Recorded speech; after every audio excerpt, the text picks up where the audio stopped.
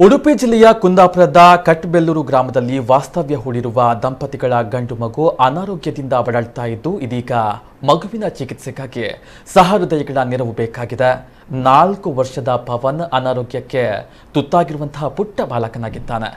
ಗುರುಚರಣ ಹಾಗೂ ಶ್ಯಾಮಲ ದಂಪತಿಯ ಮಗ ಪುಟ್ಟ ಪವನ್ ಥಲಸೇಮಿಯಾ ಮೇಜರ್ ಎಂಬ ವಿಶೇಷ ಕಾಯಿಲೆಯಿಂದ ಬಳಲ್ತಾ ಇದ್ದಾನೆ. ಬಡತನದಲ್ಲೇ ದಿನದೂಡ್ತಾ ಇರುವಂತಹ ಈ ಕುಟುಂಬ ಚಿಕಿತ್ಸೆಗೆ ಹಣವನ್ನ ಹೊಂದಿಸಲಾಗದೆ ಕಣ್ಣೀರಿನಲ್ಲೇ ದಿನವನ್ನ ದೂಡುವಂತಾಗಿದೆ. ಪವನ್ ಚಿಕಿತ್ಸೆಗೆ ಸುಮಾರು 40 ಲಕ್ಷ ಹಣ ಖರ್ಚಾಗುತ್ತದೆ ಎಂದು ಬೆಂಗಳೂರಿನ ನಾರಾಯಣ ಹೆಲ್ತ್ ಸೆಂಟರ್ ವೈದ್ಯರು ತಿಳಿಸಿದ್ದು, ಪೋಷಕರು ಧನ ಸಹಾಯದ ಅನಿವಾರ್ಯತೆಯಲ್ಲಿ ಇದ್ದಾರೆ. 2 ದಿನಗಳ ಹಿಂದೆ ರಸ್ತೆ ಅಪಘಾತದಲ್ಲಿ ಮನೆಗೆ ಆಧಾರವಾಗಿದ್ದ ತಮ್ಮನನ್ನ ಕಳೆದುಕೊಂಡ ತಾಯಿ ಇದೀಗ ತನ್ನ ಮಗುವನ್ನು ಉಳಿಸುವಂತಹ ಸಂಘರ್ಷದಲ್ಲಿ ಇದ್ದಾರೆ.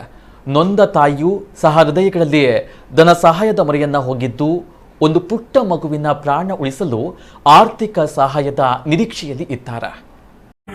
ನನ್ನ ಮಗುವಿಗೆ ಥಲಸೇಮಿಯಾ ಮೇಜರ್ ಕಾಯಿಲೆ. ನನ್ನ ಮಗುವಿನ ಟ್ರೀಟ್ಮೆಂಟ್ 40 ಲಕ್ಷ ಬೇಕು.